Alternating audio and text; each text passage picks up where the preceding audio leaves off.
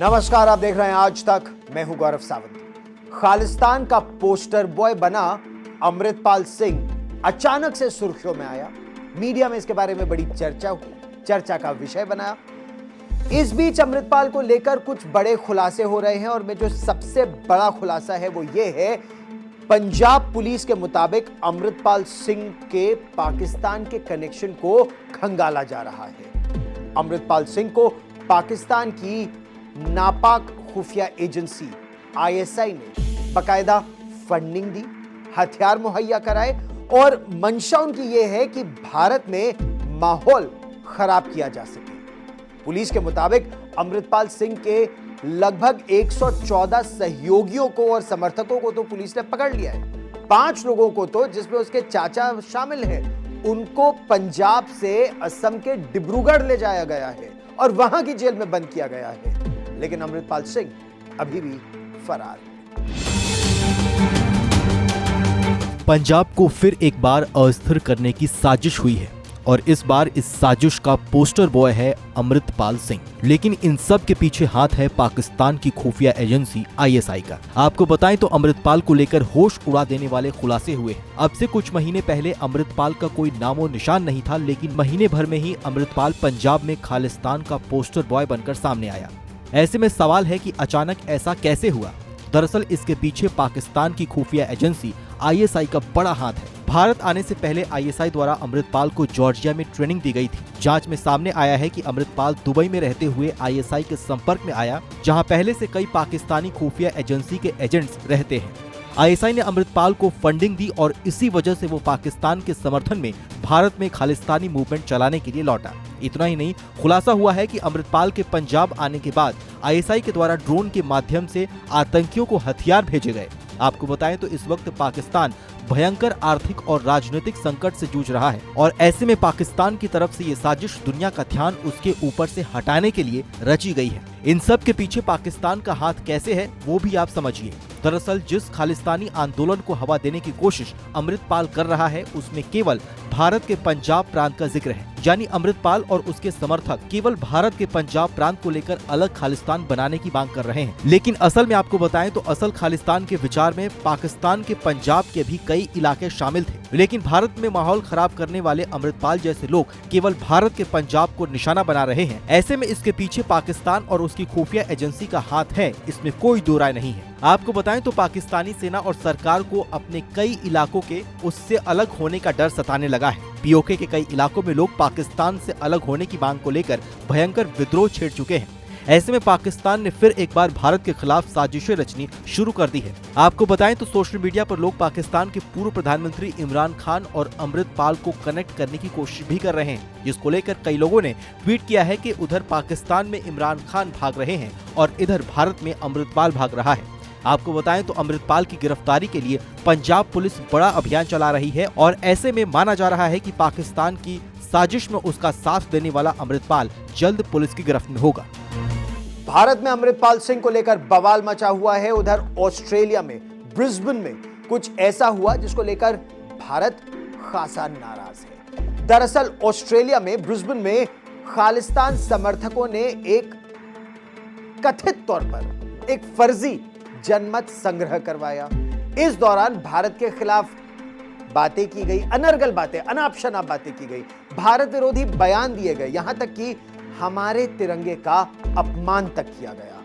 लेकिन जब ब्रिस्बेन में यह सब हो रहा था, प्रश्न यहां ये उठता है कि आखिर ऑस्ट्रेलिया की सरकार, ऑस्ट्रेलिया की पुलिस वो क्यों देखते रहे, उन्होंने एक्शन क्यों नहीं लिया। इसी तरह की गुस्ताखी इंग्लैंड में हुई, इंडिया हाउस के सामने, यानी भारत का जो उच्चायोग है। और अब भारतीयों को ये सोचने की आवश्यकता है, हम उसे उच्चायोग कहें या फिर हम कॉमनवेल्थ से निकल जाएं। अगर इंग्लैंड में इतना अपमान हो रहा है हमारा और हम उसे दूतावास कहें, हम क्यों हाई कमिश्नर कहें।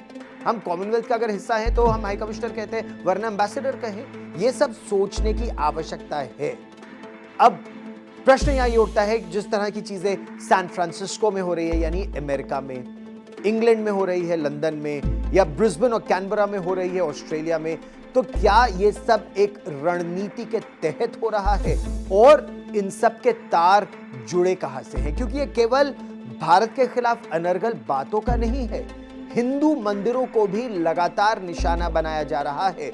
तो एक सोची समझी साजिश के तहत भारत में हिंदू धर्म और भारतीय मूल के लोगों को इन देशों में टारगेट किया जा रहा है।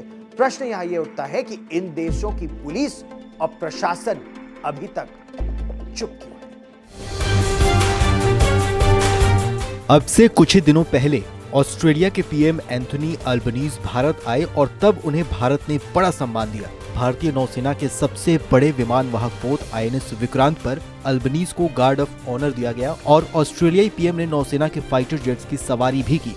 तब भारत के द्वारा दिए गए सम्मान को लेकर ऑस्ट्रेलियाई पीएम गदगद हो गए और उन्होंने पीएम मोदी की जमकर तारीफ की। लेकिन भारत से वापस जाने के महज कुछ ही दिनों के बाद अल्बनीज का मिजाज बदल गया और उन्होंने भारत के खिलाफ साजिशें रचने वाले खालिस्तानी आतंकियों का समर्थन शुरू कर दिया है। आपको बताएं तो ऑस्ट्रेलिया के ब्रिस्बेन में खालिस्तानी समर्थकों के द्वारा एक जनमत संग्रह आयोजित किया गया। संगठन की माने तो ब्रिस्बेन उनके लिए एक युद्ध का मैदान है। इस जनमत संग्रह को खालिस्तानी संगठन सिख फॉर जस्टिस यानी SFJ के द्वारा आयोजित किया गया, जिसका नेतृत्व भारत के खिलाफ जहरीले बयान देने वाला गुरपतवंत सिंह पन्नू करता है। SFJ के द्वारा आयोजित इस जनमत संग्रह के दौरान भारत के राष्ट्रीय ध्वज को भी हटा दिया गया और भारत के खिलाफ बयानबाजी की गई। ब्रिस्बेन में जब भारत के खिलाफ बयान दिए जा रहे थे और भारत विरोधी गतिविधियां की जा रही थी, ऑस्ट्रेलिया की पुलिस ये सब कुछ देखती रही और इन लोगों के खिलाफ कोई भी एक्शन नहीं लिया गया। ऐसे में इस घटना को लेकर ऑस्ट्रेलिया फिर एक बार कटघरे में खड़ा हो गया। माना जा रहा है कि इस घटना की वजह से भारत और ऑस्ट्रेलिया के बीच रिश्ते भी खराब हो सकते हैं। आपको बताएं तो हाल ही में जब ऑस्ट्रेलिया के पीएम भारत आए तब भारत की तरफ से खालिस्तानियों के समर्थन समेत ऑस्ट्रेलिया के कई इलाकों में हिंदू मंदिरों पर हमले और उसे तोड़े जाने का मुद्दा भी उठाया गया था, जिसको लेकर एंथोनी अल्बनीज की तरफ से भारत को आश्वासन दिया गया था कि ऑस्ट्रेलिया आने वाले समय में इन घटनाओं पर रोक लगाने के लिए कदम उठाएगा। लेकिन भारत का दौरा कर अपने देश लौटने के महज कुछ ही दिनों के भीतर ऐसी घटना का होना ऑस्ट्रेलिया पर गंभीर सवाल खड़े करता है। हालांकि SFJ के द्वारा आयोजित इस जनमत संग्रह को वहां रह रहे भारतीयों के द्वारा ही समर्थन नहीं मिला है और बेहद कम संख्या में लोगों ने इस जनमत संग्रह में हिस्सा लिया है, जिसके बाद दावा किया जा रहा है कि इस जनमत संग्रह में वोटिंग के नाम पर बड़ी संख्या में पाकिस्तानी नागरिकों ने वोट किया है। जापान के प्रधानमंत्री फुमियो किशिदा इस वक्त भारत के दौरे पर हैं। किशिदा का ये दौरा भारत और जापान दोनों के लिए बहुत महत्वपूर्ण है। भारत और जापान बहुत घनिष्ठ मित्र भी हैं। दोनों देशों के बीच जो संबंध है वो लगातार और मजबूत हो रहे हैं, प्रगाढ़ हो रहे हैं। लेकिन इस बार भारत के दौरे के दौरान जापान के प्रधानमंत्री फुमियो किशिदा ने प्रधानमंत्री नरेंद्र मोदी के सामने कुछ ऐसी बातें रखी हैं जिसको भारत स्वीकार करेगा या सुन के अनसुना करेगा या सुन के अपना उत्तर देगा, यह महत्वपूर्ण है। ब्लूमबर्ग की एक रिपोर्ट की माने तो किशिदा चाहते हैं कि भारत यूक्रेन पर हमला करने के लिए रूस के प्रति एक कड़ा रवैया अपनाए, रूस के खिलाफ एक्शन भी ले। न केवल जापान बल्कि अमेरिका, इंग्लैंड, कई पश्चिमी देश चाहते हैं कि भारत इस युद्ध को लेकर रूस के खिलाफ बोले। लेकिन भारत ने न केवल जापान को बल्कि पश्चिमी देशों को भी एक बात साफ कर दी है, रूस के साथ हमारे ऐतिहासिक सामरिक संबंध है।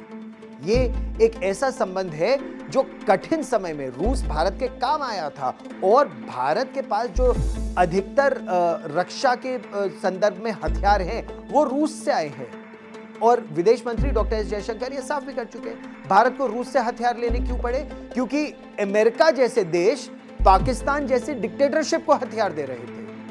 तो और अभी भी पश्चिम के देश रूस से ईंधन खरीद रहे हैं, भारत से ज्यादा ईंधन भी ले रहे हैं, तेल भी ले रहे हैं, गैस भी ले रहे हैं, लेकिन प्रवचन भारत को दे रहे हैं। और यह बात भारत साफ कर चुका है कि भारत के लिए दोनों ही देशों के बीच तालमेल बनाए रखना बहुत जरूरी है। और प्रधानमंत्री नरेंद्र मोदी रूस के राष्ट्रपति व्लादिमीर पुतिन को यह तो साफ कर चुके हैं कि यह युद्ध का समय नहीं है। अब इसके बाद आगे क्या रवैया रहेगा, ये दोनों ही देशों को यानी रूस को और यूक्रेन को बातचीत के जरिए इसका समाधान तलाशने का प्रयास करना है। और इसमें अगर भारत की आवश्यकता पड़े तो भारत सहयोग देने को तैयार है। देखिए ये जापान ने भारत के सामने बड़ी शर्त रख दी है। जापान चाहता है कि यूक्रेन पर हमला करने के लिए रूस पर भारत सख्त एक्शन ले। इतना ही नहीं, अपने भारत दौरे के दौरान जापान के प्रधानमंत्री किशिंदा ने यहां तक कह दिया कि अब भारत को जापान और रूस के बीच किसी एक को चुनना होगा।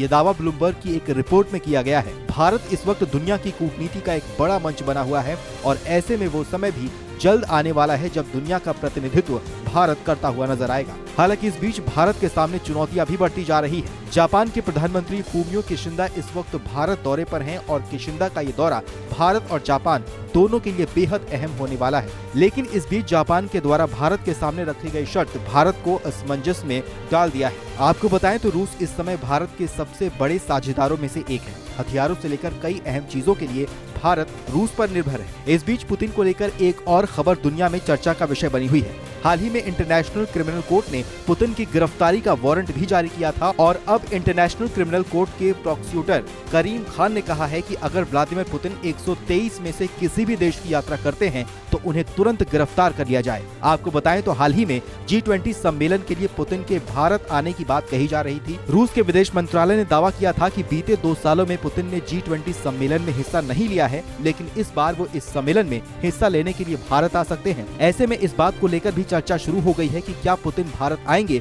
तब भी उनको गिरफ्तार किया जा सकता है। लेकिन आपको बताएं तो पुतिन के भारत आने को लेकर अभी तक कोई भी आधिकारिक घोषणा नहीं हुई है। अच्छा, बीते कुछ वर्षों में भारत ने अपनी कूटनीति से, अपनी समझ से और अपने रवैये से दुनिया भर में अपना सिक्का मनवाया है। मौजूदा समय में भी भारत G20 समिट की अध्यक्षता कर रहा है और इसको लेकर दुनिया के बड़े बड़े नेता लगातार भारत पहुंच भी रहे हैं। कई स्तर पर बातचीत हो रही है। भारत अब दुनिया का नेतृत्व करने की दिशा में आगे बढ़ भी रहा है। लेकिन जो हमारा पड़ोसी है, एक चीन, वास्तविक नियंत्रण रेखा पर तनाव, दूसरा पाकिस्तान, अपनी आवाम के लिए पाकिस्तान 2 वक्त की रोटी नहीं जुटा पा रहा है और वही पाकिस्तान अब भारत में तनाव बढ़ाने के लिए खालिस्तान समर्थकों की मदद कर रहा है, उनको समर्थन दे रहा है। अमृतपाल सिंह जैसे लोगों में हवा भरकर भारत के खिलाफ उनका इस्तेमाल कर रहा है। ऐसे में भारत को सचेत रहने की आवश्यकता है।